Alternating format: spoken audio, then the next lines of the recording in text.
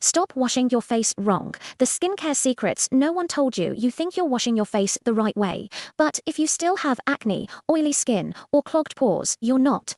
This is the part no one tells you.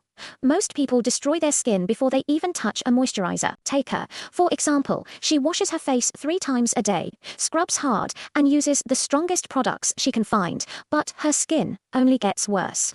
Here's the twist. Your skin isn't dirty, it's unbalanced. Overwashing destroys your barrier, the thing that protects you from acne, inflammation, and redness.